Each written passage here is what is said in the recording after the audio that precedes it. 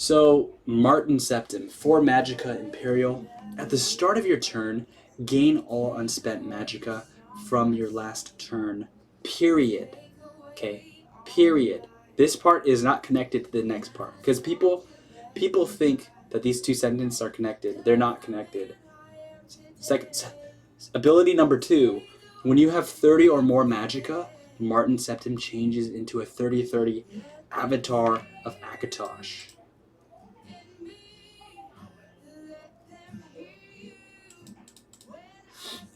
So basically, these are two different abilities, and it seems like they're one ability, but it's two. So his first ability allows you to carry over any unused Magicka. His second ability says if you have 30 Magicka, you turn into a 30/30. Now, talking how this card works, first of all, this means if you have 6 Magicka and you use 4 of it to play Martin Septim and you play nothing else, on the next turn, if Martin Septim is not silenced or killed, you'll get 2 Magicka plus 7, so 9 Magicka. You'll have 9 Magicka available. Now, let's say you want to turn this into a 30/30 dragon. If you turn this card into a 30/30 dragon in the middle of your turn, you could do that by using Nixok's Ulfric Uprising. So if Martin Septim is on board, and you don't have 30 or more Magicka at the start of your turn, that's okay. It doesn't say anything about at the start of your turn for the second paragraph. So the first part it happens on the beginning of your turn. The second part doesn't care whether you're 5 minutes into your turn or you just have 1 second into your turn. It turns into a dragon if you do like 10 different things and then you suddenly get 30 Magicka. Boom. He turns into a dragon. Okay. So, if Martin Septim turns into a dragon and he can already attack, the dragon can already attack because he changed into a dragon. So he's still the same creature, but he can attack. Now, if Martin Septim is damaged, if he's injured, like he's like 3/4, this Avatar of Akatosh is also damaged. I don't know exactly if it's percentage based, but I have a feeling it is. But basically, if Martin Septim takes like 3 damage, the Avatar of Akatosh will come out wounded with more than 3 damage. So that's how this card works. When I saw this card, I didn't know how it worked. And even though I didn't know how it worked, this card is amazing. So when we do card reviews, we like to look at the worst case scenario, the average or middle case scenario, or middling case, and then the best case scenario of a card. Realistically speaking, we might only go through like 5 cards. So, Martin Septim, his worst case scenario says, I'm better than a Hive Defender. So like, Hive Defender is a best in class 4-drop. It's 4-drop 3/6 guard. Sexy Hive Defender, 4-drop 3/6 breakthrough drain. Those 2 cards set the bar for what it means to be a 4-drop, in my humble opinion. So when you look at cards, we want to compare cards to other cards in the same weight class, the same Magicka. So if you're looking at a 4-cost creature, it's not exactly fair to compare a 4-cost creature to a 10-cost creature. Rather, it's important to look at a 4-cost creature and then say, how does it stand with its contemporaries, its other 4-drops? So you're looking at comparing this to other best-in-class cards, such as Hive Defender or Sexy Hive Defender. And when you ask yourself the question, is this greater than, equal to, or less than Hive Defender, that's how you can start to make comparisons. Now, if a 4-drop is so good, it can compare with the best 4-drops, and then it can compare with the best 5-drops, you've got a legit card. I think Martin Septim is a 4-drop that punches above its weight class. I mean, stat-wise, another way to analyze these cards is to just add up stats. This is 10 in stats. You add the attack, you add the defense. It's 10 in stats. Hive Defender's 9 in stats. 3 attack, 6 defense.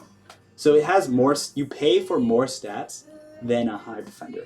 So even if its abilities never did anything, this thing is like only worse than a Hive Defender, kind of, because it doesn't have guard. Now, when looking at cards as well, we're really interested in sort of finding ways to look at cards more than actually reviewing the cards themselves. And this card, Martin Septim, we want to look at it matchup-wise. How does this card feel against a top-tier aggro deck? How does this card feel against a top-tier mid-range deck? How does this card feel like against a top-tier control deck? How does this card stand against a top-tier greed deck? How does this card stand compared to a top-tier combo deck? So those are like 5 different classes of decks. So if you look at decks in this game, in Elder Scrolls Legends, you can basically have a spectrum. It's on the left-hand side are the decks that want to end the game as fast as possible. Their win condition, their strength comes out earlier, and on the right-hand side, their strength comes out later. So when you say left-hand side, we're looking at aggro is on the left-hand side, mid-range a little bit to the right, control a little bit more to the right, greed a little bit more to the right. Greed is like an anti-control deck. And then combo decks are kind of all kinds, so they're kind of a special class. They're not on that spectrum. So Martin Septim doesn't feel bad against literally any of those. Like, Martin Septim's not bad against aggro, it's not bad against mid-range, it's not bad against control, and it's not bad against greed, and it's not bad against combo. And this is without any of its abilities being triggered. Like, as a 4-drop 3/7, having none of its abilities do anything, and it has 2 abilities, that's what we're talking about. And I'm saying this is Martin Septim's worst case scenario. His worst case scenario is like, okay, your opponent's aggro, you play Martin Septim. Maybe not as good as a Hive Defender against aggro, sure, because guard might be more relevant, but it's still pretty good when you start to look at the other 4-drops available, especially in Scout colors. So if you want to narrow down your search, you can look at 4-drops in green and purple and say, how does this card compare? And Martin Septim doesn't feel particularly worse than some of the other 4-drop. Maybe Murkwater Scourge is better than most aggro decks, but what if they have Earthbound Spinner? What if they have a Hollow Sharpshooter? Suddenly Murkwater Scourge is way worse than Martin Septim, but Martin Septim, he doesn't really care. You do that, it doesn't matter. So I think he's a big boy. Like, 3/7 is like a big stat line. Like, technically this card would be playable even if it was a 3/5, but it's like a 3/7. And I think this becomes relevant because if he's silenced, he's still big. So if he's silenced, usually creatures with this kind of ability, if they get silenced, it's a problem. But if he gets silenced, he can still help you control or fight for a lane. He could actually fight a Hive Defender and kill it. That's actually another way to see this. It's like, if Martin Septim fought a Hive Defender, they both attack each other, they hit each other once, both take 3 damage, then they hit each other again. Hive Defender only has 6 life. Hive Defender dies, Martin Septim lives with 1 life. So this kind of puts the context on like his worst case scenario. Be right back. I need to be right back. And then we're going to continue on the average case scenario.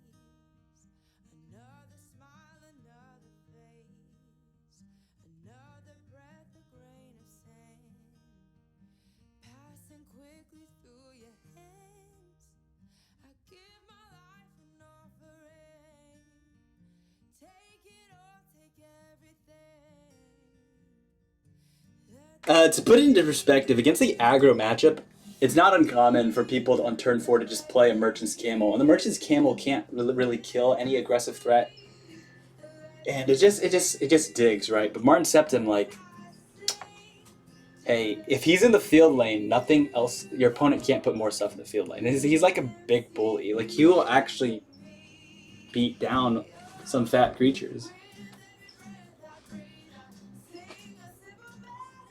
So on the average case scenario, I feel like, let's talk about the worst case scenario. In my experience, Martin Septim actually doesn't die very easily. Like, he gets ignored because he's just so fat. Like, he's just so big. People don't kill him with creatures in general. They have to kill it with actions. And, like, they're javelining Edict of Azura. And in any of those situations, it doesn't feel too bad for a couple reasons. Scout has recursion, so Scout has different ways. Like, Green-Purple has different ways to bring back Martin Septim. Soul Tears reanimates. Odurnian Necromancers if you combine it with hand buff. So there's a couple ways, or Galen bringing Martin Septim. Galen on Necromancers bring back Martin Septim. So you don't feel too bad about losing Martin Septim ever, and when they do kill him, it's usually some kind of hard removal spell. And I think a deck that runs this usually doesn't have a problem with that, especially if they're more late game oriented. So the more late game oriented decks love it when there are even trades. So, like, let's say I play a Martin Septim and your opponent Edict of Azura's it. If I'm more late game oriented, I don't care, because that literally meant nothing happened. So I got one more card to draw, I got one more turn to live, I got one more turn to get more Magicka. So, like, playing a Martin Septim, getting it edicted is amazing if you're a control deck and you have a win condition that you can rely on in the late game, and your opponent has a weaker late game, because you're actually getting closer and closer to that late game where your opponent's going to drown. Alright, so average case scenario. I think the average case scenario is the first ability triggers and the second one doesn't, because Martin Septim usually played in the shadow lane usually means if they don't hard remove him, you get some Magicka carryover. And this can be pretty nifty. Like, if you play Martin Septim on turn 8 or turn 7, if you turn it on turn 7 or turn 8, so if you play it on turn 7, then you can save 3 Magicka.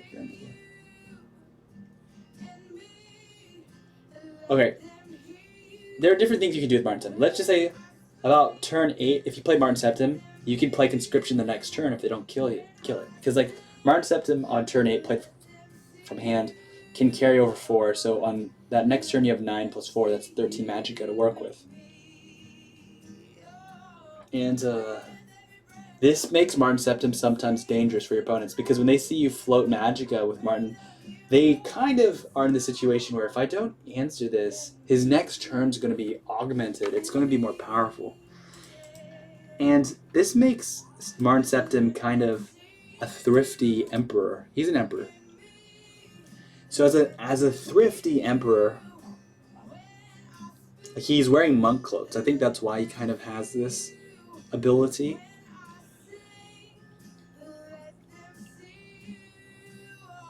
Is that whatever magic he doesn't use, it gets used. You can use it, have access to the next turn. And I think this has a practical effect. In many matchups, you could surprise your opponent with ambush them with a slightly larger play. Like, 2 more Magicka to play with can be game winning. And I think it's very common for this to happen. So if you put that together, on the average case scenario, he's either hard removed, and in those cases, if you're a late game deck, you're thrilled. If he removed it, you're getting closer to the late game. If he didn't remove it, you're going to float some Magicka, and it's going to roll over. And even in the situation where you play Martin Septim on curve, it may not actually save you Magicka on the first turn because you played it on curve, but the next turn it probably will because your opponent hasn't hard removed it. It's a pretty big creature. So Martin Septim, first ability, triggers with high frequency, I would say. Now, the second ability doesn't usually trigger at all. Like, you have to intentionally trigger the second ability. It doesn't happen on accident. Like, you have to somewhat plan for it. Your deck kind of needs ways to get there if you're talking about triggering him at a high level of play. Like, if, of course, against someone who may not be that advanced, you could play Martin Septim and they just ignore it like 3 turns in a row. So on one turn you get 8 more Magicka, the next turn you get 8 more Magicka. Like, this rolls over. So it's possible that you can turn him into a dragon over 3 turns because you just like save Magicka from 3 separate turns. But realistically speaking, that's not what you want to do. You want to actually you actually want to trigger him in one turn.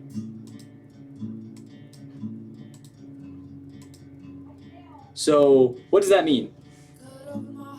That means if you can play Martin Septim and somehow have 15 Magicka left over, and the next turn you have 15 max Magicka,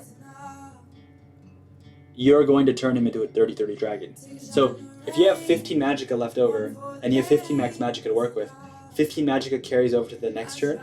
Now you have 30 Magicka, and then you can go for a lethal sort of swing. Wait for me. So I think this is starting to talk about his best case scenario. I think the best case scenario is you take Martin Septim, you're able to turn him into a dragon the following turn. There's various ways you can do that. And you kill them because he now no longer has summoning sickness, and you can deal 30-30, go attack him immediately.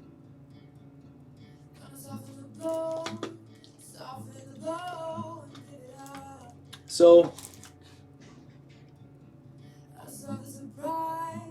I think Martin Septim is being underutilized in Empire Handbuff right now. My Empire Handbuff has the ability to have Odurnian Necromancers, Galens, Divine Fervors, Hiss Mages, Determined Suppliers. They have Tree Minders. They have ways to ramp Magicka very high. They could even run Whodunits if they really needed to. But there's a lot of ways to get to like 20 Magicka in this deck, and there's a lot of ways to bring Martin Septim back reliably, non-stop. As in, like, even though Martin dies, it's so hard to kill. He dies, you bring him back with a Necromancer. You bring him back with a Necromancer. There's a lot of things that can happen here.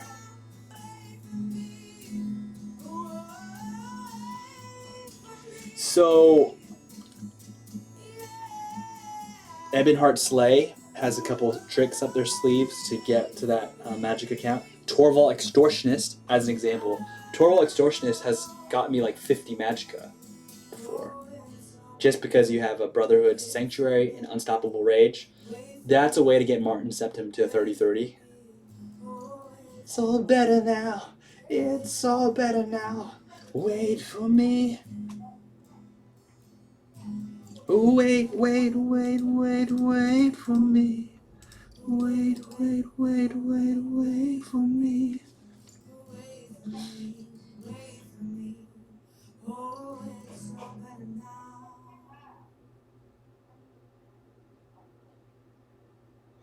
So I think there's a couple ways to think of him as his best case scenario.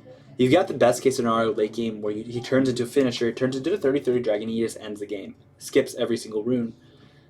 You also have a world where Martin Septim is played on curve against an aggro or a mid-range deck, and he's just able to just wrestle. He's just able to wrestle. He's able to tangle with the Doomfang allies that have ward. Like, think about it. A Doomfang ally with ward is pretty hard to deal with. A Merchant's Camel does not deal with that. But Martin Septim, he's just like roll up his sleeves and say, let's fight. And if he can stall long enough, and if he can trigger even one Magicka rollover, he's doing a lot for you in a matchup that they potentially are just breaking all your runes. So you don't really want a Merchant's Camel because you don't need to draw cards. All you need to do is survive. And Martin Septim can wrestle.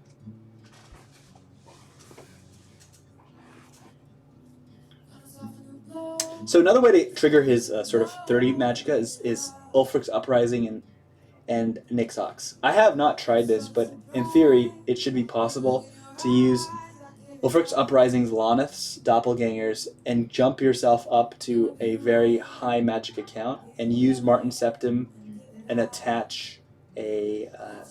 I mean, it can be overkill, but it's possible to attach a Mentor's Ring, give the dragon charge, OTK them with the Martin Septim. It's kind of like the Flesh Atronach without any bodies in your grave, just getting your Magicka jump juiced up. Whether or not that version of Telvanni OTK is truly better than Flesh Atronach, it's questionable. It's probably not, but it can be done. And the card's not particularly bad. The card's not particularly bad, so it's not like he isn't useful if that doesn't happen. So Martin Septim, I like you. It's all better now. It's all better now. Wait for me. So I think this episode, we're going to try to complete the neutrals. We're going to try to get the multicolor and the neutrals done. So main car Cameron, 4-drop 4/4. When you play an action invade, friendly Oblivion gates have +4/+0. Okay, so kind of like Martin Septim, he has 2 abilities. These are 2 separate abilities. And maybe in the future they should be denoted with some kind of like dot or star so that people will be able to read them separately, a little bit more readable. Let's see, he's a high elf and what else? Imperial? High elf? He's a high elf wood elf. How can you be 2? How can you be a high elf wood elf? I guess I don't know how that is. I don't know the lore. But apparently he's a high elf wood elf. He looks like an orc though. He really needs to take care of his skin. And I don't think the red flatters his complexion. I think his ruby should be exchanged. He can see a stylist and improve his wardrobe. I mean, he looks like the Grinch gone bad. But I think the Grinch looks better than him. Maybe that's why he's trying to start an invasion. Because people like me made fun of him. Maybe. Anyway, I think people have auto-included him in the invade deck simply because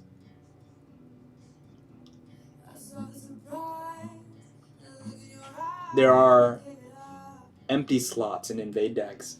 So there's only 3 types of invade decks, right? Let's see. There's Battle Mage, there's Mage, and there's Guildsworn.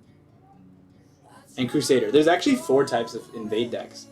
So every single one of them could run it, except for 2 of them. Mage and Crusader can't run him.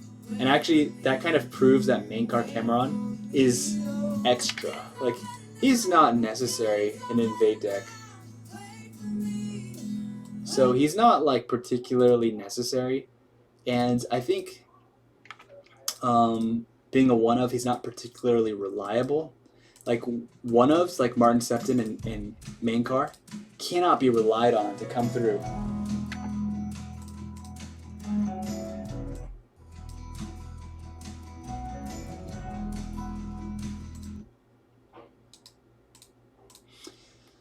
So he's weaker than on curve. So unlike Martin Septim, if you compared him to a best in class like a Bleak Coast Troll is 4 magic of 5/5. So he's already stat wise, he's 8 and a Bleak Coast Troll is 10. So Mankar is a little weaker than on curve. He dies to a lightning bolt. He's a combo piece. Invade decks are combo decks. He cannot really be played with. He shouldn't and cannot and wouldn't be played in anything but invade because he has nothing about. There's nothing about him that says this card is good unless you're an invade deck. And in invade decks, he's not particularly necessary because Mage and Crusader invade have shown themselves to be effective decks. Now, invade has gone through at least 3 generations at this point. But there's generation number 1, which basically says you can bounce it to your hand unlimited times. Generation 2 says if you bounce it to your hand, its magic cost for a gate is now 3. And then generation number 3 says if you bounce it to your hand, it costs 3 a gate to your hand. It costs 3 magicka. And if you invade with multiple gates, only your highest level gate will level up. So there's been 3 generations of invade. So I'm a lot more familiar with generations 1 and 2. And the power level of the invade deck has just gotten worse, but people's skill with the deck has gotten better. So that's an interesting dynamic because I think invade was actually scarier during phase 2 as opposed to phase 1. Not because invade was worse, but because people got better at invade. So like, even though invade in theory was better during phase 1, phase 2, it had a lot of punching power, in part because people had put in the effort, they had the collection, they got the games in, and now they can run it successfully. Now in Generation 3, it does seem like Invade still can run away with games, but it's like if Invade Generation 1 ran into a deck that had anti-invade hate, Zivkin Banelords, Finish Offs, Leaf Lurkers, Executes, Grizzly Gourmets, if they ran into that, or Ebonheart Slay, Lethal Creatures, Pings, if they, Generation 1 ran into that stuff, they could just straight up lose 9 out of 10 games versus a sufficiently teched deck. So I imagine that Generation 3 is just way worse off because they could still win, but their win condition has become much, much more narrow. So when their win condition becomes more narrow, it actually becomes a case where cards like Mankar Cameron become a little bit less forgiving. So if your deck is stronger, the stronger your deck is, the more crappy cards you can actually put in it. That's kind of how it works. Like if your deck is overpowered like crazy, there are always these little slots that you could put in anything, and if you put anything, it just wouldn't really affect whether you won or lost. But as your deck gets nerfed down, every slot starts to count a little more. So let's talk about his first and second abilities. After you play an Action Invade, basically what made this kind of scary was he doubled up on those cards that were like, if you invade again, basically. There's a red card that says, if you invade again.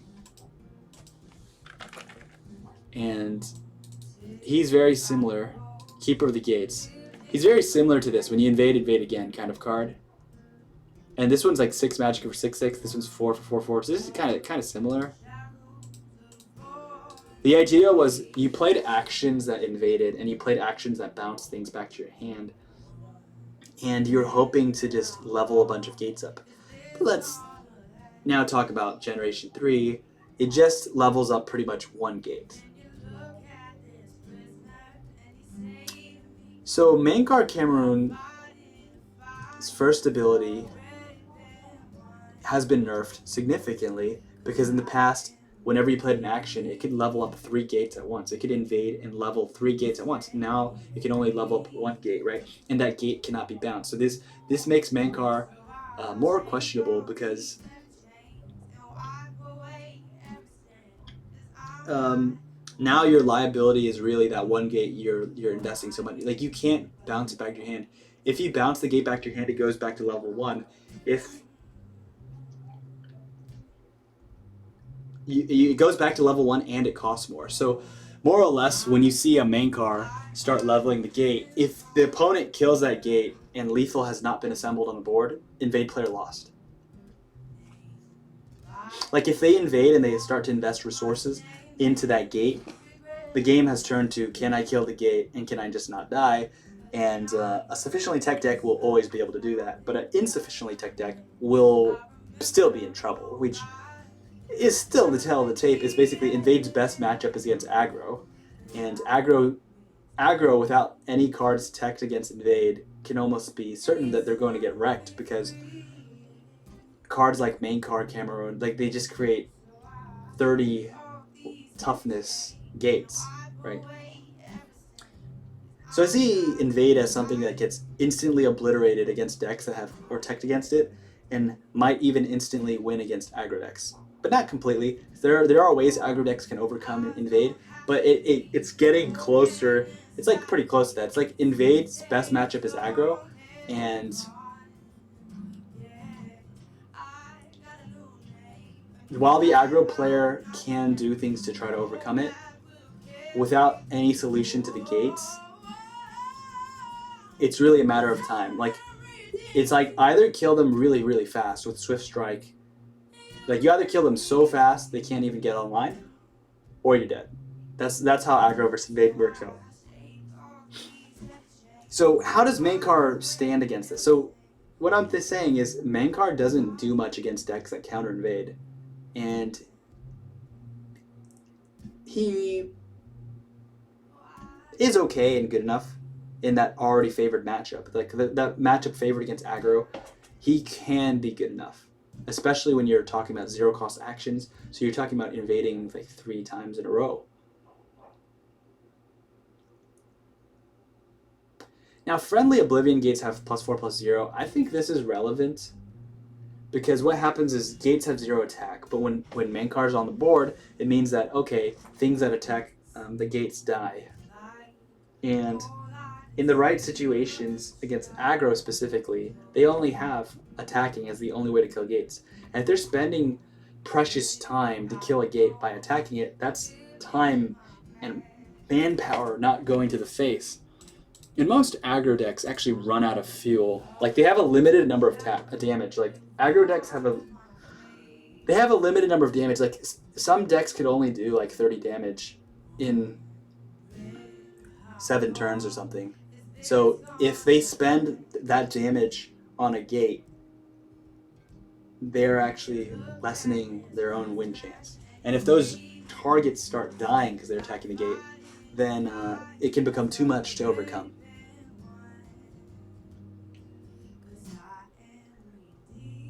So, unfortunately, Mankar's +4/+0 does literally, well, it does dodge execute, okay? Technically, putting a Mankar on the board puts your gates out of execute range. It also makes them unable to be Grizzly Gourmet, but it doesn't stop things like Territory Vipers, it doesn't stop things like Edicts of Azuras, it doesn't stop things like Immolating Blast, Dawn's Wrath. So it does kind of deal with some of the cards that can deal tech against it, but it's only a matter of time. If a control player just kills the main card, then they can execute. So you have that, right? So we didn't really talk about his worst case, his middle case, and his best case scenario. But I think his worst case scenario is you just play him, you level up the gate, and you're against a guy who's teched against invade, and they just kill the gate.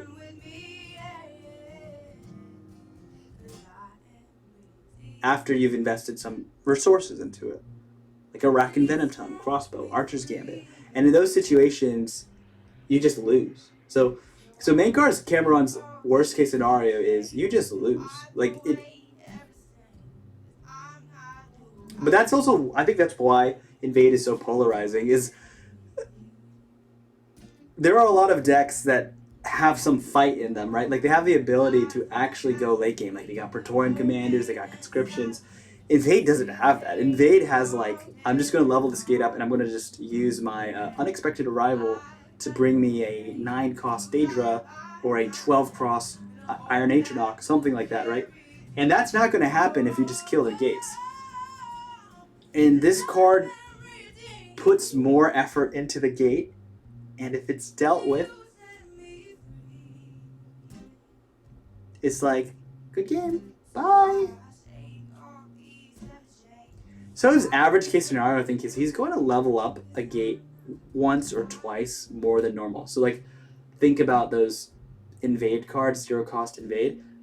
These decks, like if it's a Battle Mage invade deck, they're very thin. It's 50 cards. It's possible for them to find that really easy. They use Rapid Shot. Rapid Shot would then invade, level up the gate.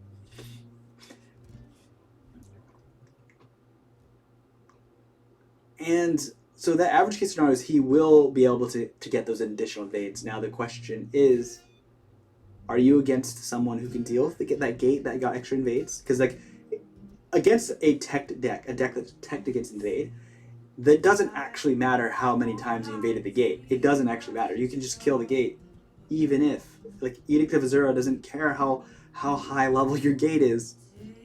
So Mankar's best case scenario kind of feeds into this, where he's not dealt with.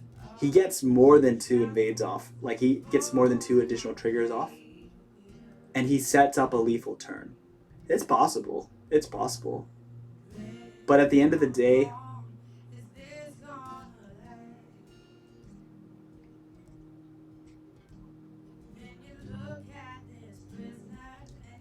Dremora Adept is scarier. One of the reasons why Dremora Adept is scarier is Dremora Adept can more or less do the same thing, and Mankar Cameron cannot be discounted. So Dremora Adepts can go to 2 Magicka because they count as Daedra, so they go down in Magicka cost. But being a High Elf Wood Elf hybrid, he's not a Daedra, so he doesn't actually gain any of the benefits of being a Daedra, and he can't charge, can't do any of that kind of stuff. One second, gotta say hi to someone.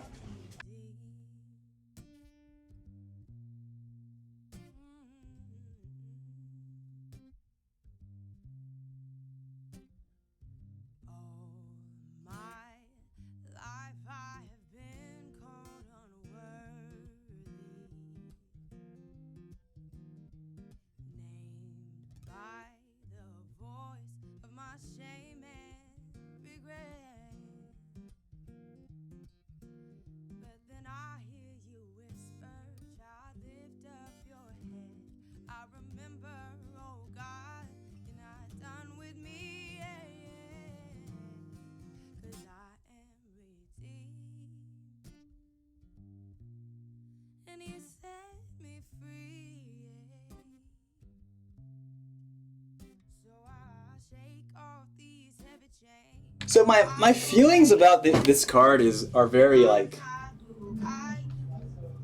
my feelings about this card are very polarized because so he doesn't benefit from being a Daedra, right? So he can't charge, and there are other cards that actually do what he does but are better, and that is Dremora Adept. So like there are people who run Battle Mage Invade and they don't run this card. They just run Dremora Adepts. And they just put in more Daedra. And his ability, the thing is, like, everything about him actually just improves what Invade's already good against. I think that's the thing. He doesn't say your Oblivion gates get indestructible.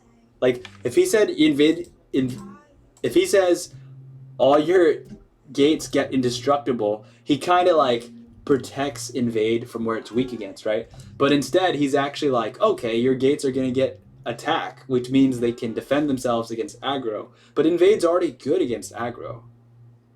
And then after you play an action, you invade.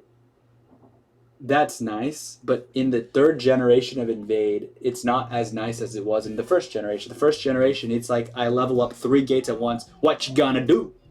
Like, it used to be, I just keep bouncing gates, and every bounce counts as Invade, and even then, he didn't feel like particularly dangerous. It was more like a win more card under those situations. But in the current environment, he just helps you invest more heavily into a gate.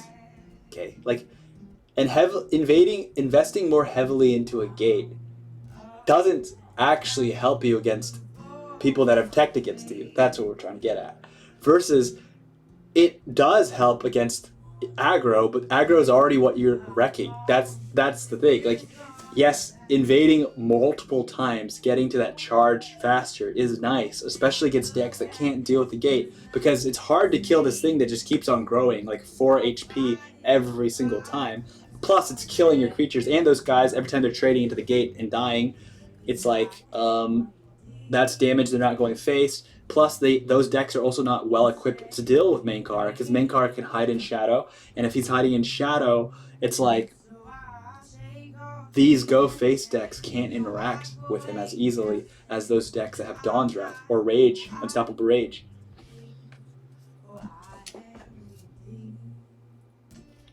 Yeah. So the best case scenario for him, I find, is just he helps you demolish an aggro deck that you might have already demolished, or he's helping you kill them in one turn. And in those cases that he's actually helping you kill them in one turn, he's kind of a redundant Dremora Adept. Like, he's like a card you wish was a Dremora Adept, basically, because Dremora Adept attached to a bunch of Invade cards and Invade twice can give you the same thing. Like, you can get to charging 8 keywords without Mankar, basically. We kind of spent a lot of time on Mankar, but we're not... Like, Invade is a tough mechanic to review because it's not a card... You can't, like, review this guy by himself. Like, you're reviewing multiple cards that are you're not seeing on screen, right? So there's just like multiple cards that have to be taken into consideration when reviewing any invade card, which also made it a little unattractive to review because it's like, that's hard. Okay, so we're trying to get through the neutral cards and then we're going to go eat. So Oblivion Invasion Invade. This is the card that people have seen too much in the last... I'm sure so many people are upset about this card. Like, everyone who's played Elder Scrolls Legends has played against this recently. Has played against this card, and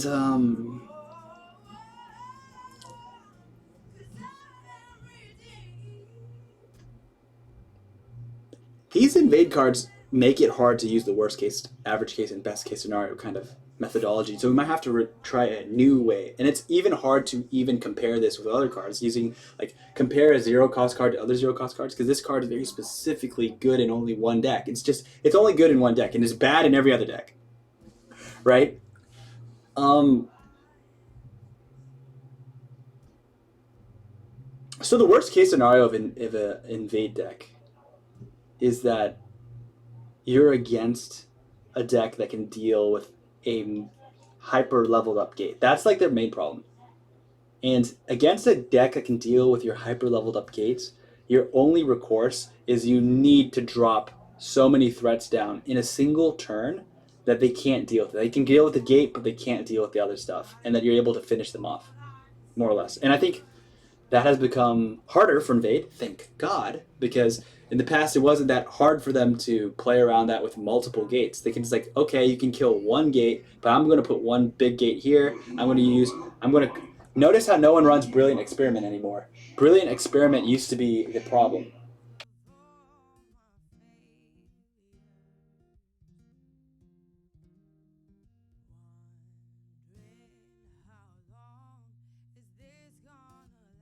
So Brilliant Experiment kind of fell off, it seems, from Invade decks, in part because copying that gate that was level 10 and just having a level 10 gate in hand is no longer an option. And that is the Generation 1 gate, right?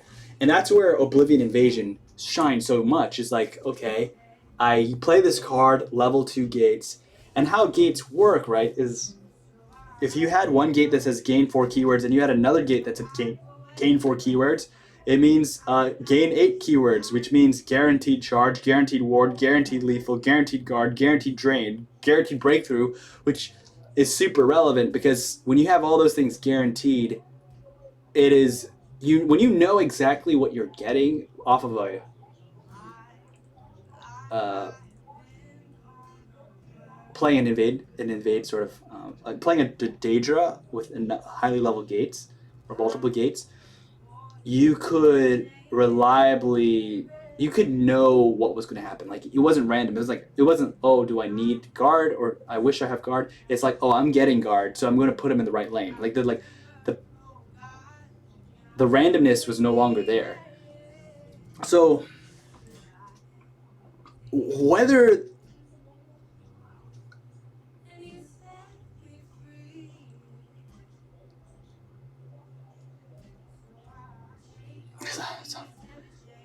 like knowing what you're really getting from this card is a little challenging.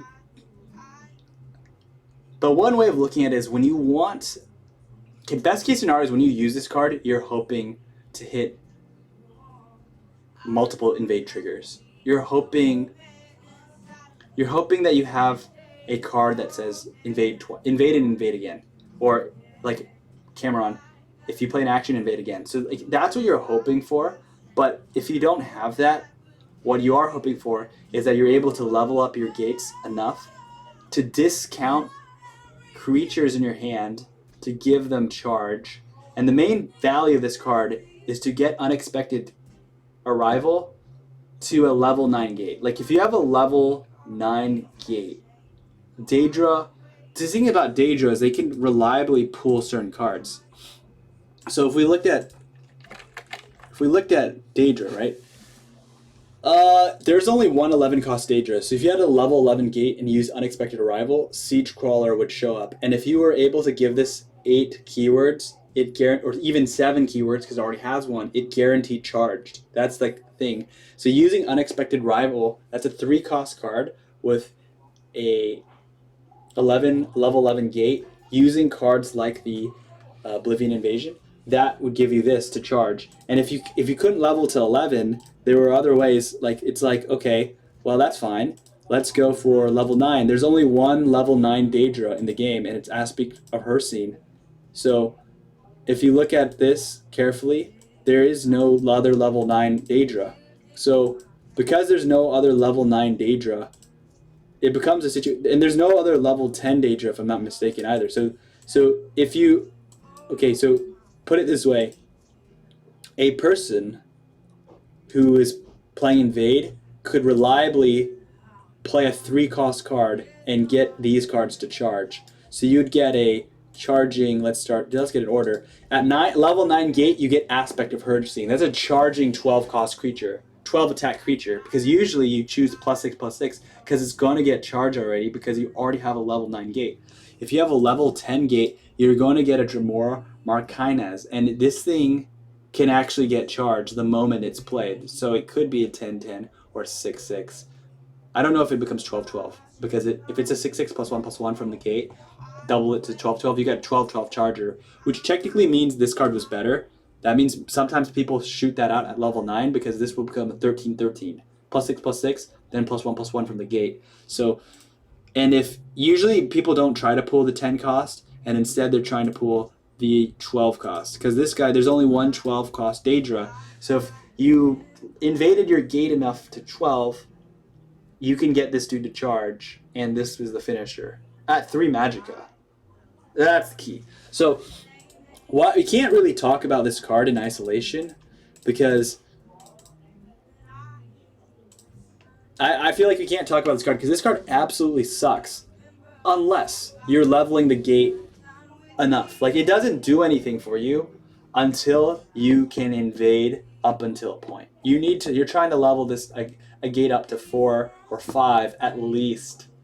But when you start to level the gate up to 9, 11, 12 with Unexpected Arrival, this 0-cost card is helping you cheat out a lot of Magicka. So a 3-cost card that pulls a 12-cost card, that's 9 Magicka cheated.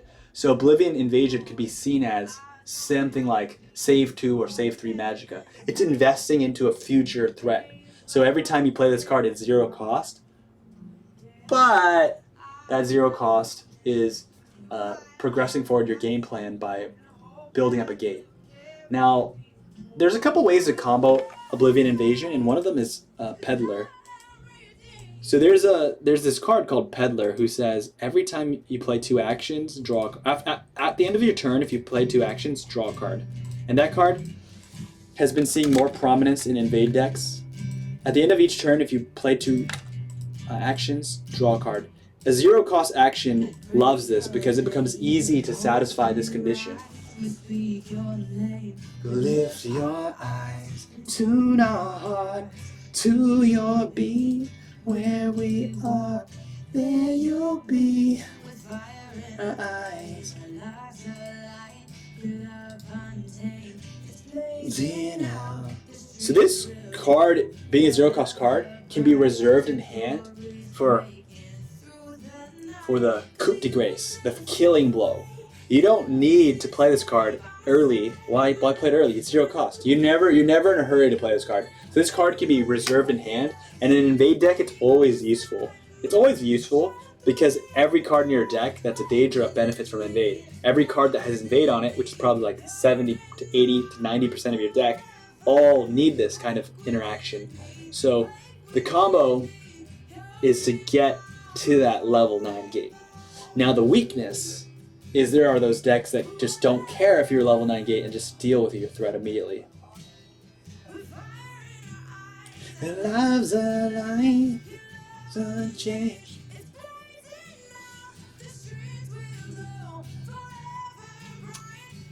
So I think the worst case scenario of this card is there's 2. You play it too early, and your opponents can kill the gate.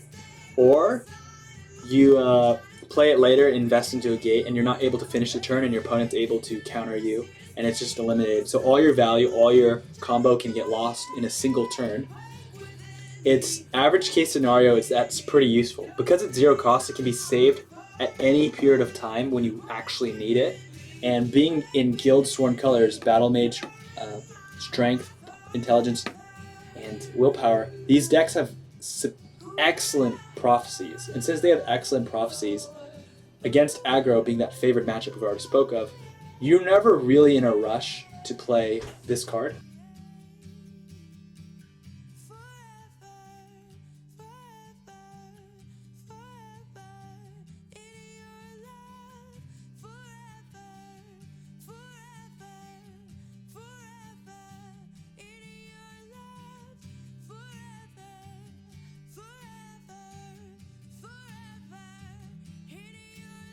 Someone's asking me something about a turkey thing that I'm not sure where it is. So, where were we? Oblivion and Gate. Oblivion Invasion.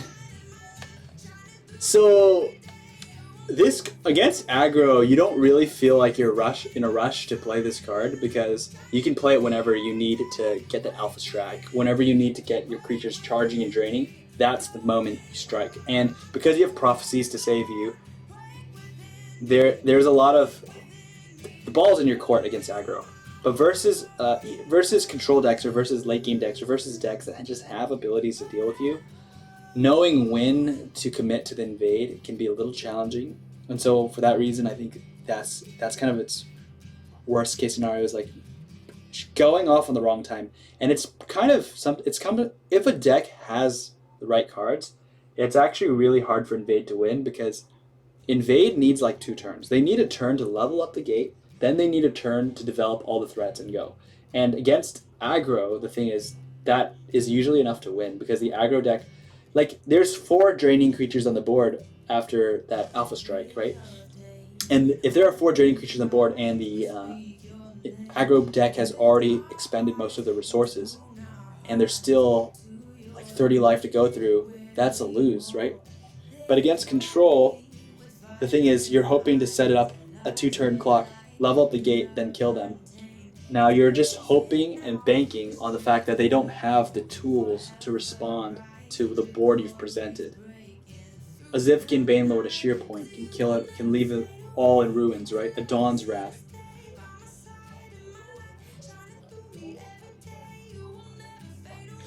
Personally, I think when it came to Invade, one of the more interesting matchups was the Invade Mirror. The Invade Mirror was very, very interesting to me. Like, even at Generation 1, because we actually played like 30 games of Invade. We have all the cards. And we actually did pretty well with it.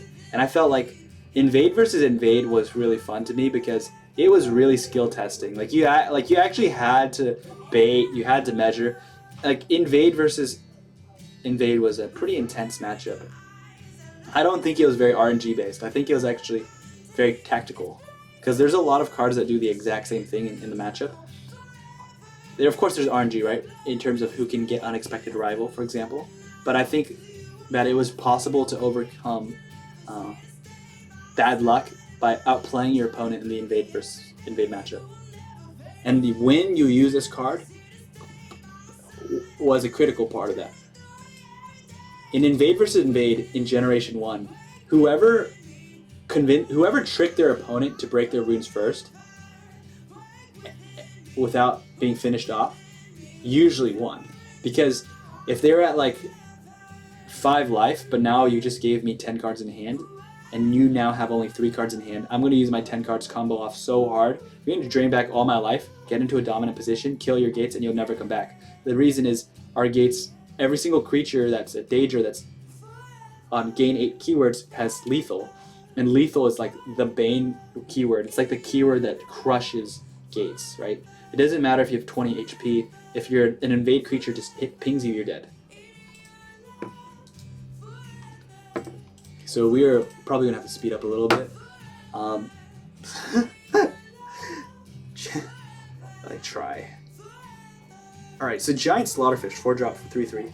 Give friendly animals +2/+0 at the start of your turn. I like this card. I think this card is strong. There are a lot of animals in the game.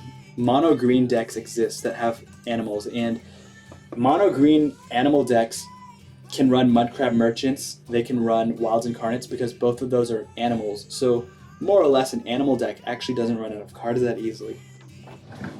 So this card kind of dies Ice Storm, so it's not like the craziest card. Like it can lose games, okay? Like Animals is not a tier 1 deck, but it can definitely win against tier 1 decks. Like Animals have enough cards in there, there's enough support in it to definitely cause people problems. I believe Cliff Racers count as Animals. I might have to check that.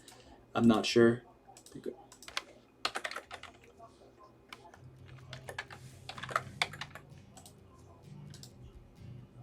It's a reptile. It's an animal. It's a reptile. It's an animal. Sometimes it's not sure. Sometimes it's not clear what's an animal. So like, all these reptile beast tags, these are all animals. Yeah, well, like Nixox is an animal. I did not know that. Didn't know that. I'll be where you'll be. So the thing is, if this creature dies to Ice Storm, it might not be completely over because there's a lot of card draw in this animal aggro deck, and if you got Ice Storm, you're against a control deck probably. So the question is, can you refuel and repopulate the board with threats? So this card is vulnerable to Ice Storm. Worst case scenario is you play this, it never gets its ability off, it gets just shanked by Ice Storm. All those small creatures you had developed board, turns 1 through 3, aren't getting buffed. But if this card actually triggers, games might be over for your opponent, because +2/+0 to like 3 animals, including all the mud crabs. Think of all the mud crabs that come out from conscription, from like old Salty's conscription. All those crabs are animals, so this card is like a crab's best friend kind of card. And the +2/+0 is permanent, so if this card dies and they get +2/+0, all those crabs keep it. And this card also buffs itself. It doesn't say give other friendly animals, it says give friendly animals. That includes giant slaughterfish. So I think this card's playable because Old Salty's conscription, Old Salty's Assault is a very good card. Mudcrab's a good card. Wild Incarnate's a good card. Cliff Racer's a good card. Animals, assembling an animal deck together. I've lost animal decks with a tier 1 deck in Gauntlet as an example. I don't see it commonly played in ladder, but that might be more of a version to just playing different stuff as opposed to being bad. Like maybe just people don't play it as opposed to it being bad. So its worst case scenario we already went over. Its average case scenario, I believe, is that it will trigger at least 60%. I think 60% of the time this card will trigger. And if it is answered, think about it. If it comes down on turn 3, this thing's scary. Because if you have Ring of Magicka, it comes down on turn 3. And that's kind of far away from Ice Storm turn. And if they do answer it with like Channeled Storm, it's a 1-for-1 turn. So technically your other threats on board remain. So if you have more refueling options, such as Wild Incarnate, Mudcrabs, other Elder Gleam Matron, if you have these cards, it shouldn't be a problem to get back into the game. Now, is this animal deck better than a goblin deck? Probably not. Like, the goblin deck's pretty crazy, but I have never seen it happen, so maybe it is. Like, maybe animals versus goblins isn't completely bad for the animal deck. But it would definitely be something to see. So I think 60% of the time you're going to get the buff, especially if it's played earlier than the turn 6 turn. But I think on the 40% of the time, it's going to be bad. Like, I think 40% of the time something bad's going to happen, and this card may not be enough in that 40% of the time. Maybe there's Ice Storm, maybe there's a Channel Storm, maybe there's things that can deal with this. But of course, this card, if you want to protect it to its maximum potential, you hide it in the Shadow Lane with the hope that, okay, they can't Territorial Viper it, they're going to have specific removal for this. But cards like Fingers of the Mountain, which I love to run, start to love to kill these things, kind of cards.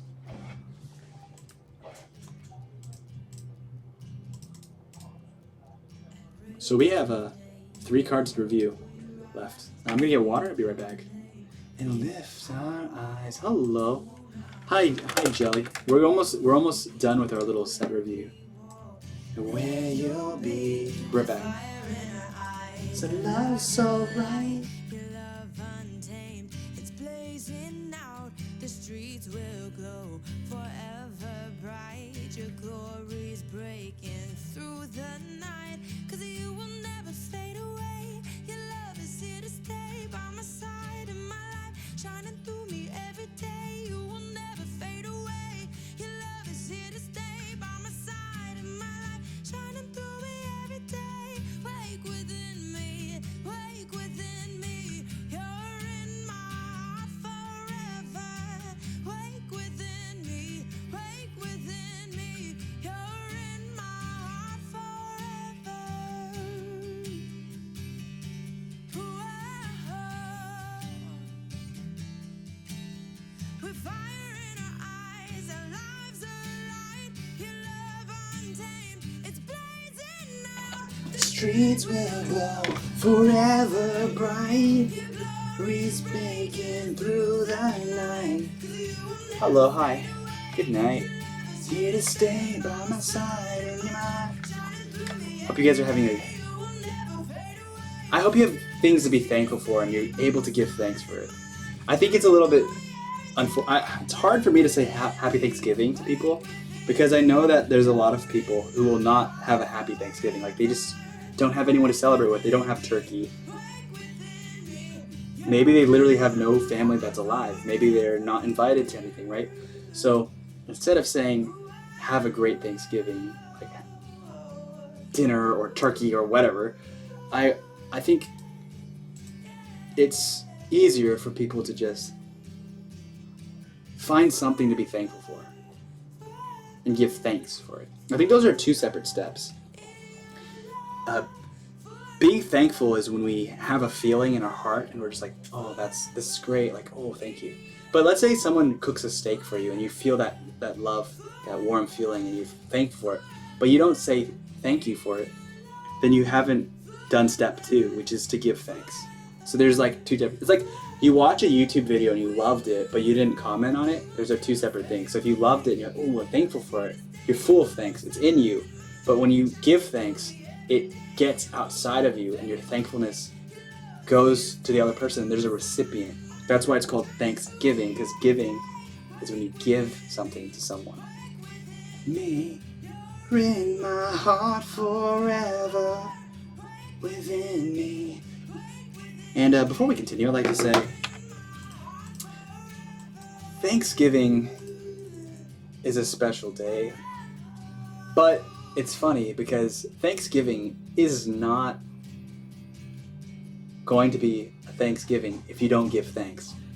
And at the same time, every day that's not Thanksgiving, like January 1st, October 31st, July 7th, every single day becomes Thanksgiving if you give thanks. So if you're a thankful person, you just give thanks. Every day is Thanksgiving. And if you are an ungrateful person who does not give thanks, even Thanksgiving is not Thanksgiving. Day. And one more thing about giving thanks is I think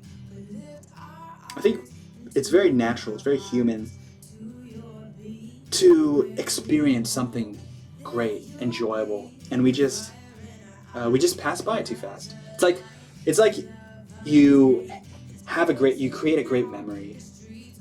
And then instead of we know this, we like to take photos as an example. We take photos that we like, right? But to really give thanks, to me, is to appreciate what we have. So it's to actually savor the good things that we experience. So if we have a great vacation trip and we took a bunch of photos and we never ever organize those photos, if we never share them with other people, we're not actually savoring that experience to its fullest potential. So I think of giving thanks as a very practical way. It's like adding A1 sauce to steak. You have a very good experience. It happened. But if we move along and we don't encode it in the memory, don't appreciate it, it will actually not be as good as if we take the time to like, oh, that was great, that was amazing, and this is why. And when you do that, it's like putting that A1 sauce, that steak sauce, on your filet mignon. Okay, so great sigil stone. Great sigil stone support 4, uses 3, activate invade, last gasp, draw a random Daedra from your deck, and give it +2/+2. So this deck, I think this card's pretty much auto-include in every Invade deck, Generations 1, 2, and 3. We'll rehash. Generation 1 of Invade means unlimited bounces and leveling multiple gates. Generation 2 means if you bounce it to hand, it costs 3, and a gate costs 3, and it goes back to level 1. Generation 3, what we're in right now, is when Invade. When you bounce it to hand, it costs 3 Magicka, and you can only level the 1 gate. Like if you have 2 gates on board, only the highest level gate will level. Forever in your love.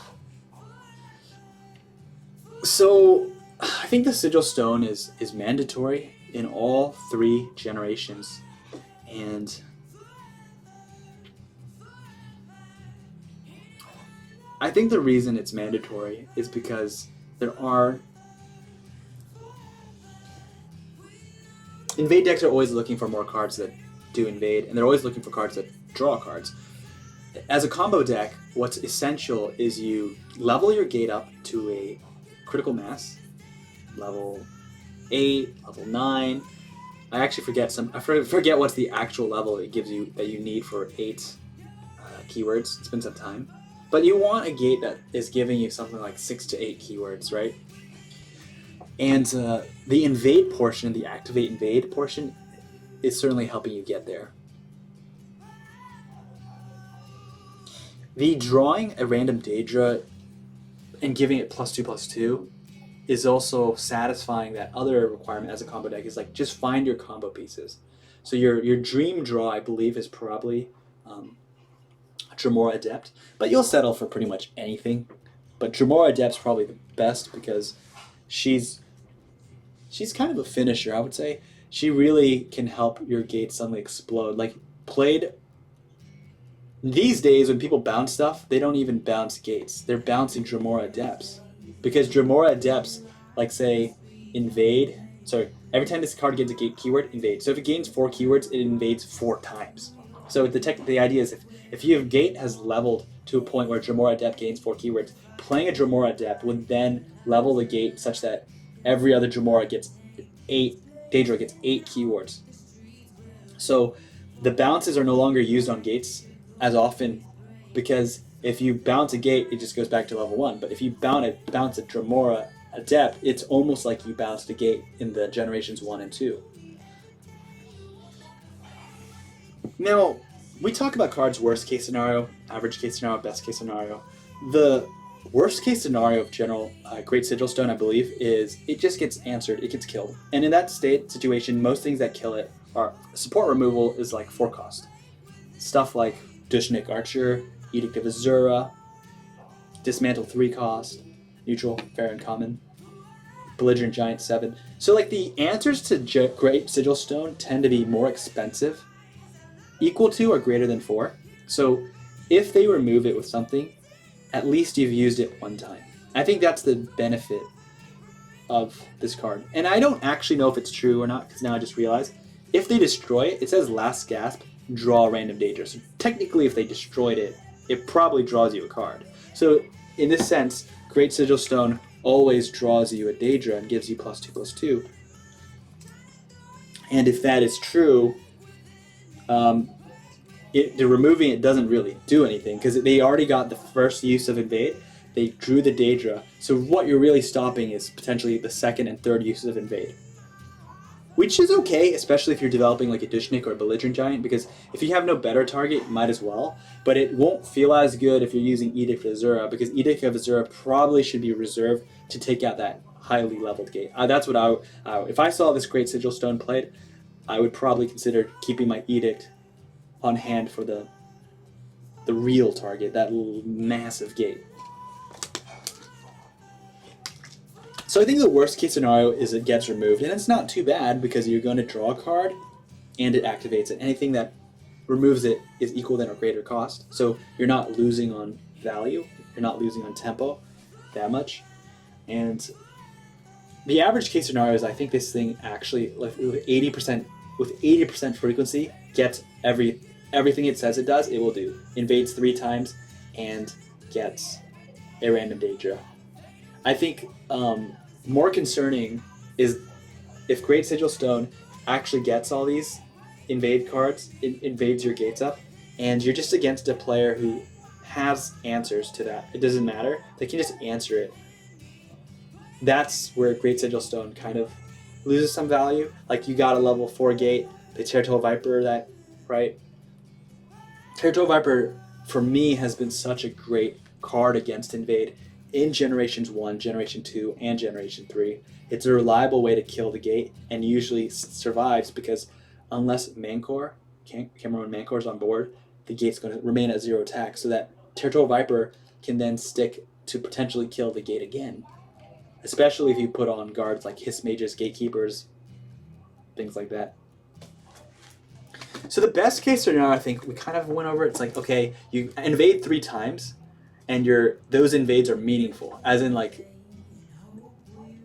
Great Sigil Stone is nice if you play it on curve, like turn 4, but I think it actually might be better if it's played off curve, like turns 5, turn 6, right before that 2-turn. Because you're looking to 2-turn people with this invade deck.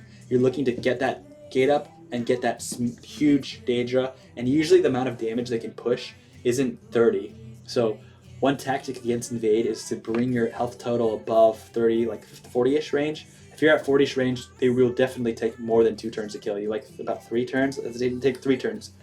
So as a control deck, if you can force them to they need 3 turns to take you out. If your deck has answers like Vipers, as we mentioned, or Edicts, then it becomes more manageable. So the best case scenario with this deck is that you're positioning it on a turn that your gate is, you're getting ready for that turn, and you have enough cards in hand such that you're about to combo off. And even better, when this thing dies, it finds you the Dremora Adept that we just spoke of, which is going to activate things like level 9 gates for your unexpected rivals. So this card's auto-include. If you're running Invade, I don't think there's any reason for it not to be in the deck. And if you're not playing Invade, it has no reason being in the deck either, which is my biggest gripe with Invade, is I like mechanics that I can play with. And Invade is a kind of a mechanic where it's like, you're either on the ship or you're off the ship. There's no in between. So I would have preferred if Great Sigil Stone was something more versatile. But in general, I wish Invade was more versatile. I just wish Invade was a mechanic that I could sprinkle into some of my existing decks. Because when I look at my legendaries from Jaws of Oblivion, I loved Jaws of Oblivion's legendary cards. But when it comes to Invade cards, I did not have the same feeling of pleasure having 3 copies of Force of Destruction, 3 copies Invasion Party, 3 copies of Dremora Adept, as I did when I had 1 copy of Red Year. I had 1 copy of Red Year outweighed the pleasure of all 9 of those legendaries. The reason is because I'm like, oh, I got Red Year. It's a non-unique legendary. Sorry, it's a unique legendary, and it's good in every red deck that, like, it's not good in every deck, but I mean, it's playable in every deck color, right? It's playable in Dragons. It's playable in, like, Battle Mage, Transmorph. I don't know if it's Transmorgification decks. Summon the top creature of your deck, cheating out Parthenaxes. It's, like, good in Ebonheart Slay. It's good in Guildsworn. It's like it. So, like, to me, that was a really important part of, like, card design that made Red Year fair. Like, when I got it, I was like, yes, this is amazing, as opposed to, wow, I got 9 cards that can only play with each other. These cards can only play with each other. Alright, so Siege Crawler. Siege Crawler, 11 drop, Daedra, 15/15 breakthrough. So we're going to take this time to talk about keywords and Daedra. So when you're talking about Invade decks love cards with keywords already, because if you have your gate leveled up high enough where it says your next Daedra gains 7 keywords, well, because this card already has 1 keyword, the way keywords work is if you already have one, you can't get breakthrough multiple times. It's not like you accidentally get breakthrough 5 times in a row. You can't do it. It's like you got breakthrough, it's got crossed off. Now there are only 7 keywords that remain, and since this card has 7 keywords it does not have, and that you have a gate that says gain 7 keywords, you know exactly what you're going to get. Siege Crawler is going to get all 8 keywords. You're going to get lethal, you're going to get ward, you're going to get guard, you're going to get charge, you're going to get drain. You already have breakthrough. Let's see if we can do the other two. Ward.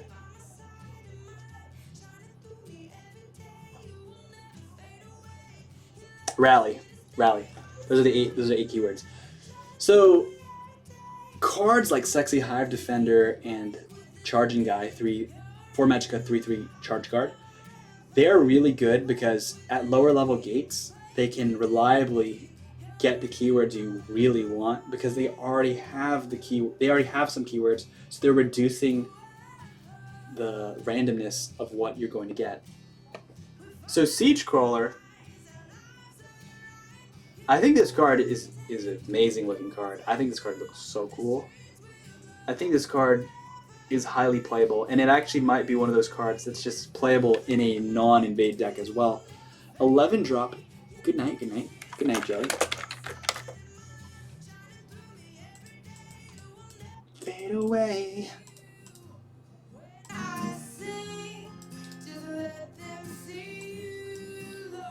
So Siege Crawler is a 15/15/11 drop. If not killed with hard removal, can kill your opponent just by attacking them. But imagine like Unstoppable Rage. Like this card is playable in a Guildstorm Rage deck where you're just like, oh, let's put a Siege Crawler in this Shadow Lane. You have no answer, you're dead. So Siege Crawler seems playable. Like it's getting 30 in stats for 11 Magicka, which, if we just compare the nearest things, I think that's pretty. I think it might be best in class for 11 drops. I think. So if you look, it's 11 drops. So it's better than Oblivion. It's a 12. It's better than a Dwarven Colossus. It's better than Alduin, and Alduin's literally 20 Magicka. It's better than Dagoth even though Dagoth has charge, okay? But in terms of like damage and setting up rage, maybe it's considered better. He's better than Iron Atronach in terms of damage, and he has breakthrough, as we said, is irrelevant. So he's better than Hulking Scalon by like 50%. Like Hulking Scalon's scary, but it's like 50% stronger. Of course, a little bit more vulnerable. So he's the fattest creature that you can just straight up play. And I say fat in a great, like, huge, jackedest, buffest. He's like fat with a P. P-H-A-T, not fat with an F-A-T. That this guy is huge. And I think I've lost a couple games to this creature because I just didn't have any answers in hand. He has a control deck with pretty good, like, with decks that have tons of answers to this card. Sometimes I just lost because I just didn't have an answer at the time. It's just like, oh wow, I don't have my Zivkin Shearpoint. I don't have my, like, oh, I have my Viper, but my Viper can't hit him. He's in the Shadow Lane. Or I don't have my Leaf Lurker Curse combo. Like, Fin Offering. So I see this card played in basically 3 types of decks. Like, one is that you're using this card in an invade deck and you're rolling charge on this. You've leveled the gate high enough that the Siege Crawler is actually played from hand and is a charging creature. So if you gain 7 keywords, this is charge, do 15 damage to the face. Now you don't want to put 3 of these in your deck because like that's kind of getting a little bit, that's front loading, overloading your deck. But having this as a 1 of or a 2 of, I think a 1 of for sure is okay, but 2 of is suddenly it starts to be, this becomes more and more of one of your win cons, like one of your combo pieces.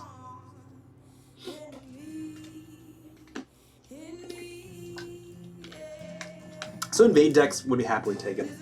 I think rage decks can run this card because you hide it in shadow and you just rage them. That means Ebonheart Slay. That means Guildsworn. Because of its high cost, 11 Magicka, Scout colors that have the ability to ramp Ebonheart Slay, as an example, might be a little bit more favorable. I've never seen someone run this in Halalu Slay or Halalu Rage, but I don't see why not. I don't see why it can't. Like, with Torval Extortionists, Completed Contracts, there are worlds where this card kills people with Fighter Guild Steward. Fighter Guild Steward, 4-drop, force any creature that has a buff 5 attack to fight any other creature. So this creature can be forced to fight.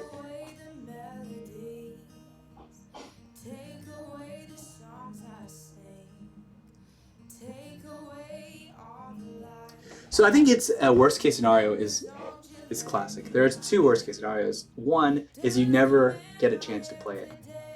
This is always a serious question. If you have cards this expensive, will this card ever be played, or are you just going to die before you can play it? Or by the time you can play it, is your opponent already, like, if it's possible by the time you play this, you're against a control deck that's already locking up the game, so to speak. So what is the timing of this creature? How are you trying to close out the game with Siege Crawler? And does Siege Crawler, is he reliable enough of a finisher to be considered a tier 1 win con, right? There are certain cards that are just win conditions. Flesh Atronach, Mentor's Ring, Territorial Viper, that's a win con, right? That's a full 15 Magicka combo. Siege Crawler plus anything is way more than a 15 Magicka combo. Like, Siege Crawler plus Squished Olympi is technically 13 Magicka, but like Siege Crawler plus Rage, that's 19 Magicka split over 2 turns, can't kill them reliable. So and you need the condition of them putting creatures in front of you. So there are these concerns with the Siege Crawler. Are you going to be able to even kill them with this, right? And I think it's fair play. So it goes both ways. Are you just dead too fast, or by the time you get it up, is it going to close the game for you?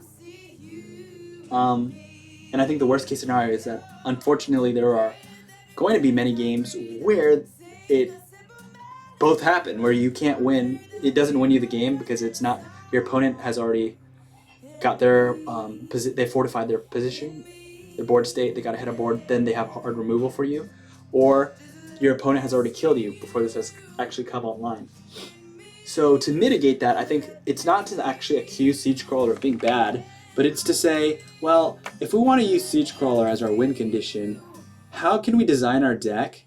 How can we design our deck to mitigate those two outcomes? How can we mitigate Siege Crawler being dead card? Well, if you have a lot of other cards in your deck that can be played early to survive, that's one way.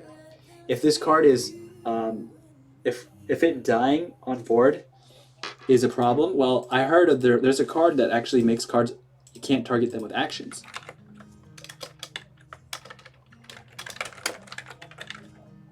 I think it's a green creature. I believe there's a green creature, Shadow Master. Give a friendly creature cover. Your opponent can't target it with actions until your next turn. Okay, so this is a green card. I mean, this is a little cheeky.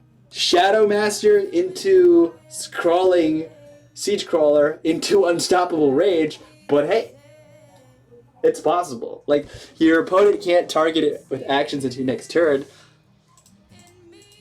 Why not?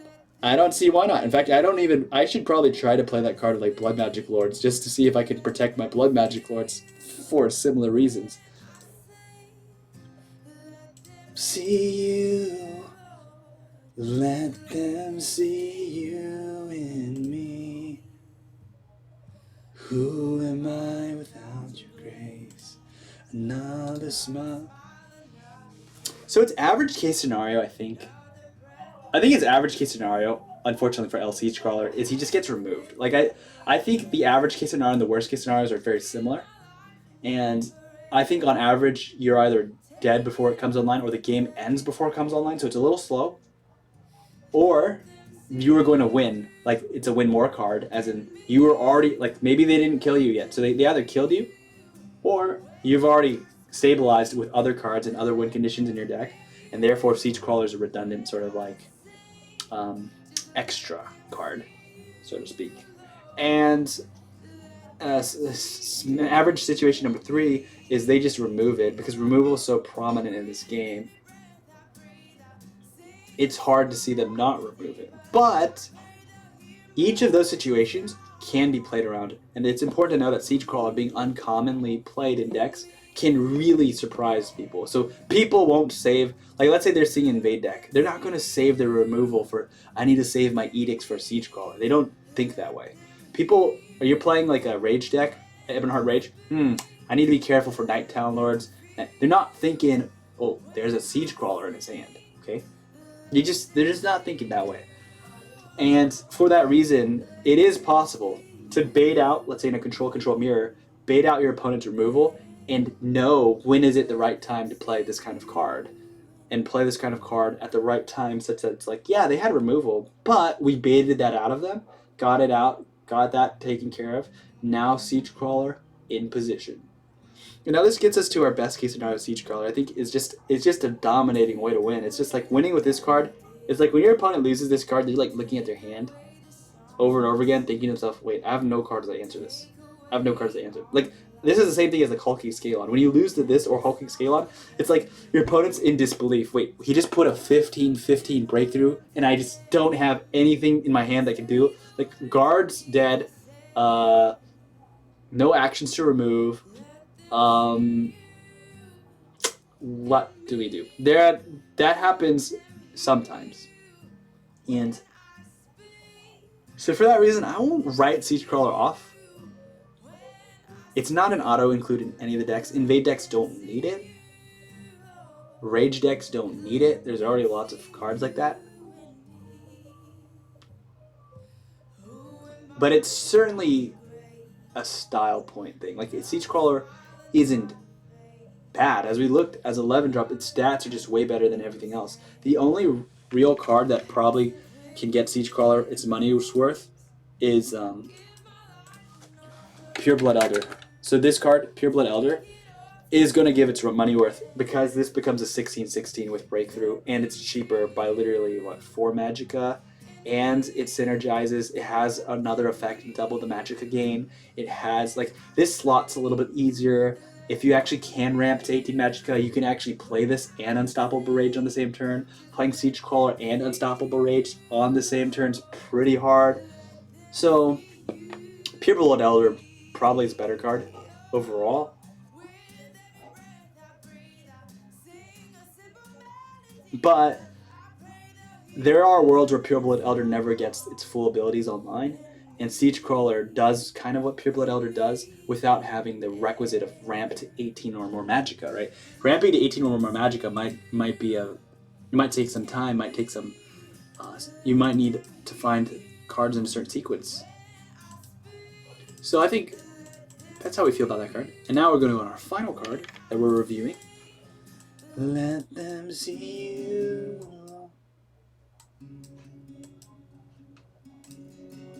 Alright, so anything I'm about to say about this card is made up.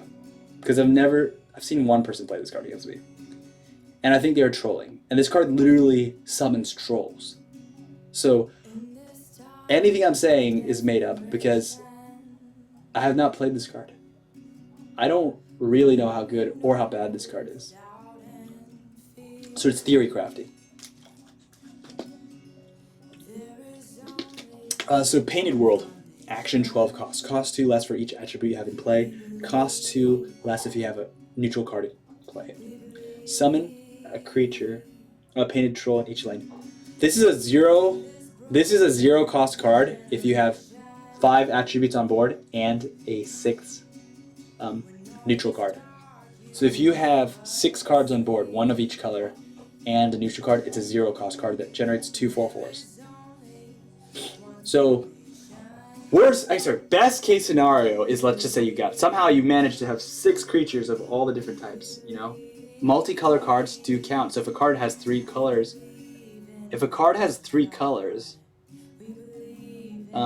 you only need to find the other 3. Then you need to find a neutral. There's no such thing as multicolored neutrals because neutrals are literally colorless. So you're definitely going to be forced to be on. It's going to be 3 creatures minimum. It's going to be 1 tricolor creature, 1 dual color creature, and 1 neutral card. So you need 3 creatures to get this Painted World to go to 0 cost, at least. And maximally, it could be literally 6 creatures, as in a green creature, blue, or red, yellow, purple, a neutral. And that's super unlikely. So I think this card is much more likely. And the clue is this called Painted World, is that the trick is you're going to be playing a deck that is able to generate random creatures of different colors. and then suddenly use this as a high tempo play, because 0 Magicka play 2 4/4s is super high tempo. 12 Magicka play 2 4/4s. Then God the Father. It's pretty bad.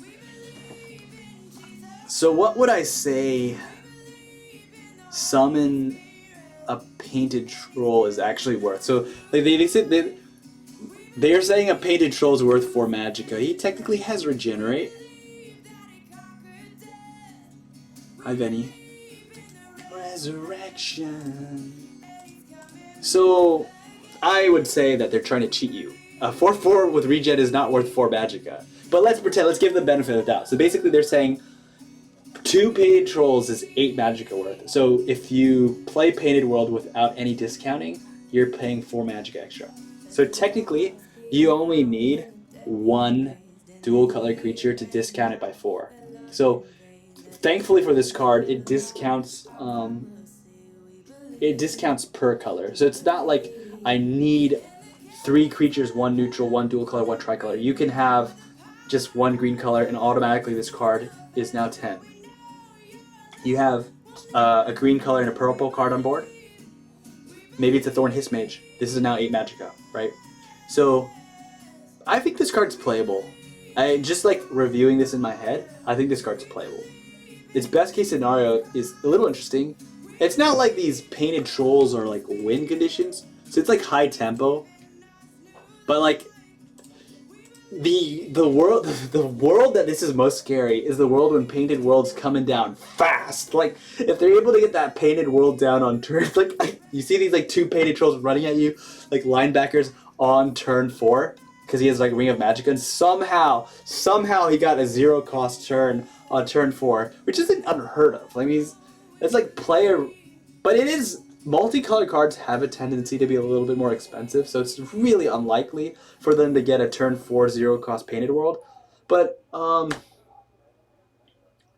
if they get the Painted World down a little bit early, there is a world where this is a high tempo thing. But now you're in a funny position where it's like a rainbow deck, and this is in a game that doesn't let you have more than like tricolor. You can't do quad. You can't do I don't know how to say 5 color. Like, quinto. You can't go off quinto colors. So I think the worst case scenario of this card is that you just can't play it because the things you play just keep dying, which happens a lot actually when it's aggro versus aggro. Because if you're an aggro deck and they're an aggro deck, if you're taking the racing line, you'll be fine. But if you're behind tempo, they have Ring of Magica, they're ahead, you need to contest. And so basically, if you're not already ahead on board versus aggro matchup, everything you play will be played into the field lane or against them, and they'll be able to trade into you and consistently keep this thing at like 12 cost.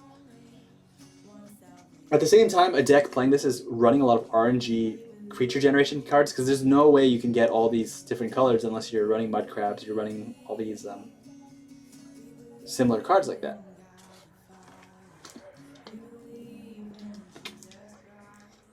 So inherently this deck is inconsistent because it has inconsistent. And he's given us new life. We believe in the crucifixion. We believe Okay, so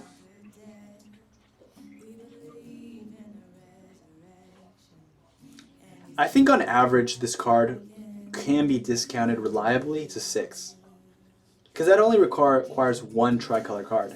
If you have 1 tricolor card, or 1 card of any type, because when it says neutrals and cards of all colors discounted by 2, it basically means anything you play discounts this. So anything played on board that is a different color than what's already on board will discount it. So I think having 3 creatures on board to get this at 6 cost to generate 2 4/4s, I think that's okay. Like 6 Magicka, 2 4/4s is okay. It's not ideal. If you could do 4 Magicka, generate 2 4/4s, we're talking. Like that can be good. So I think on average, the worst case scenario, as I said, is that you just can't play it because you have to keep trading, things keep dying, and the cost just stays prohibitive. The average case is when you're able to discount it to 6, reliably with just 3 creatures, really, with 3 colors types represented, potentially 1 tricolor, potentially a mixture of a 1-drop, a 2-drop, and a 3-drop, you're going to 6 Magicka on this cost. Now, the best case scenario, as we already figured out, is the 0 cost, 1 card of each type, because there are 5 colors and neutral. So it actually might be worth noting too that Painted World could be discounted by Mages Guild Recruit. So like, I'm a Mages Guild Recruit fan. Mages Guild Recruit is a card that helps me play cards that are otherwise very difficult to slot in, like 3 Conscriptions, Triple Fingers of the Mountain. These cards are very good, but like sometimes they're a little awkward and they're hard to play because they're just they're very expensive Magicka-wise. Painted World being discounted by 2 from a Mages Guild Recruit and then being discounted 2 again. A Mages Guild Recruit discounts this to 4 by 4 since you now have blue on the ground and this goes to 10.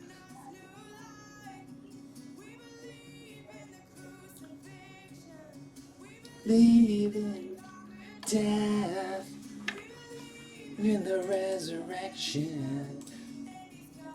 So this card is one of those cards I put a question mark on and say, because we just theory crafted, it is everything we said is open to change. We're going to keep our eyes out open, and if someone's able to crack it and break it and combo this off and be like turn 3 Painted Worlds, that would be game winning. Like if people can make this a turn 3 play somehow, or turn 4 play, we are talking about a super high tempo deck that's just like running at you with a bunch of random colored creatures. So we're going to stop in about 2 seconds, and you can ask questions. I'm going to just sing this song and highlight our video. And I hope everyone has a good day and are able to find things that you're thankful for.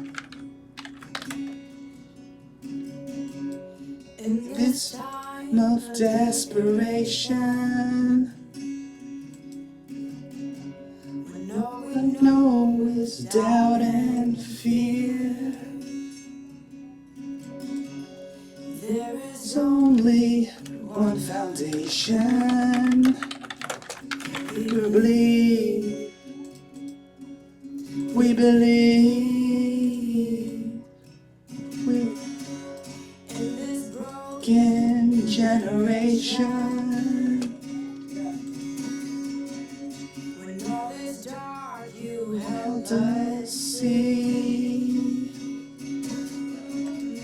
There is only one foundation. We believe.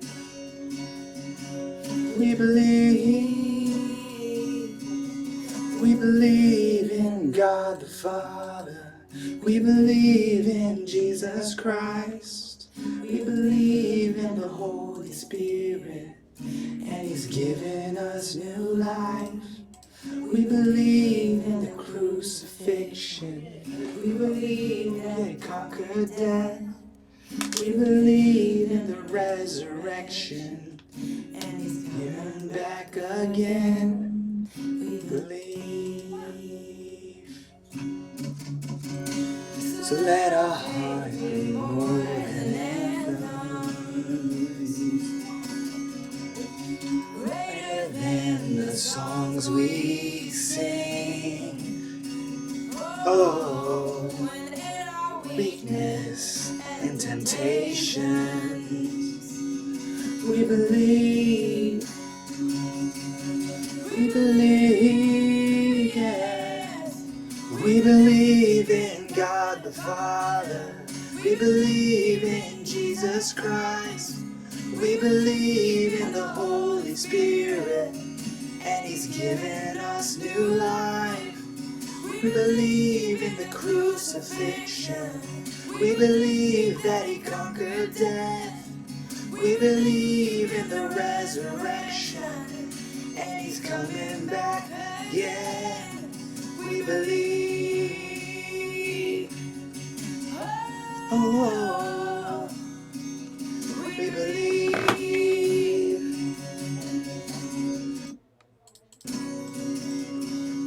Let the lost be be found and the dead be raised. In the here and now, let love invade. Let the church live love. Our God will sing. We believe, we believe.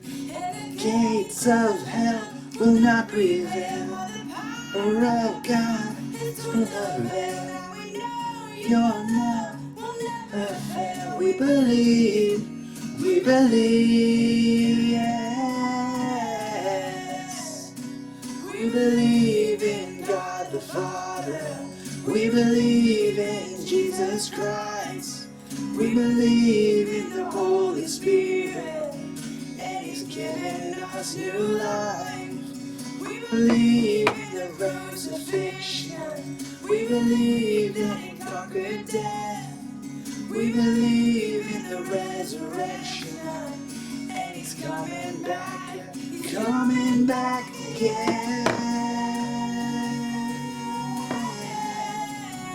Oh, we believe, we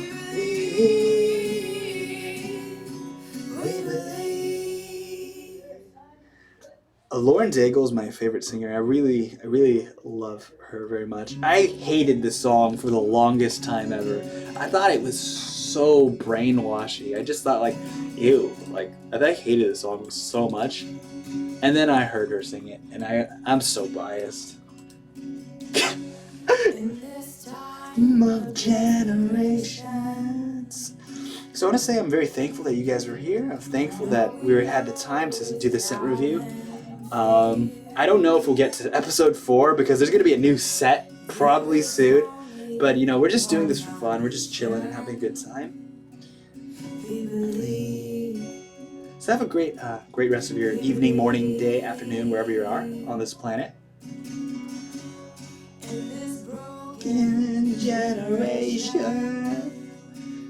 I want to say a few words, though, about the word resurrection.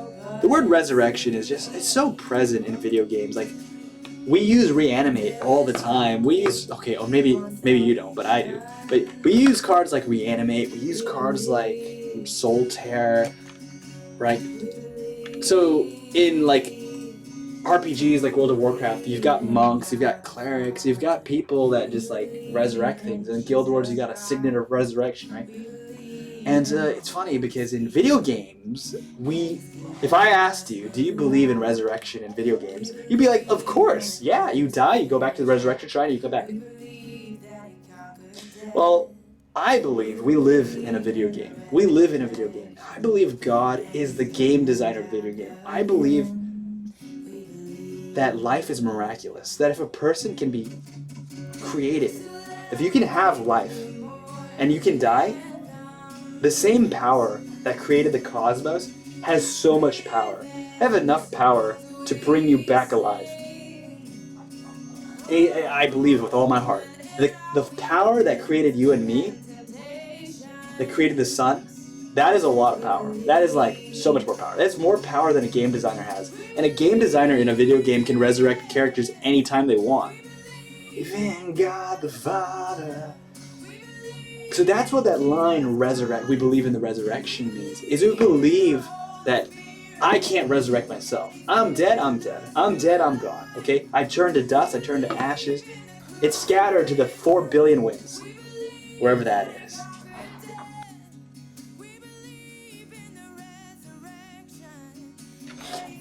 Yeah, so the idea behind resurrection is the idea that I do not have magical powers. I cannot resurrect people.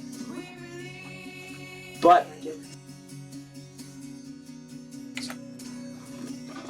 I keep being interrupted.